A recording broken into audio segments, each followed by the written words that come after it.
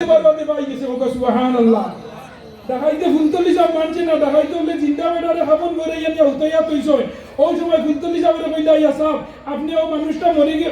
ও মানুষটার জনজা করা খুয়াইয়া জানি তাই উঠিয়া কইছেন চিৎকার করাইতাম না মরা ওই নুজুর আমরা চিৎকার করাই নি মরা আরু ও গিয়া কইছেন সারা সব বান্ধ জনজা করাইছেন সাসা গামছা বুঝছনি। ওই এটা বলবো আমি আগে কইছি নানি আমার ঘরে যুক্তিবাদী লাগাই ডবল এমএ লাগাই এর বাদে মুফতি লাগাই লুকিয়া হইব থাইন মুফতি কোনদিন ও আমি কই রে ভাই তোর গোষ্ঠীর কোনো আলিম আসেনি এর লাগি জিকার করতে নাই তুই যদি বড়ই আলিম বানাই দিয়া আর আলিমের বিরুদ্ধে মাতলে কেউ করলেও নে ও আলিমে জনতা করাইতো ও হাবিচামে জনতা করাইতা ডাক্তারে রেফার দিলাইছে শেষ তোমরা বাড়ি নেওগি ও সময় আইয়া কইয়া মেসা বলে গান কথা বড় ডাক্তারে দিলাইছে আমারে এলাই না দেখবেন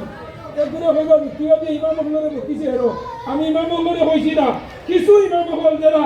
উপযুক্ত নয় এও এরার কথা কইছি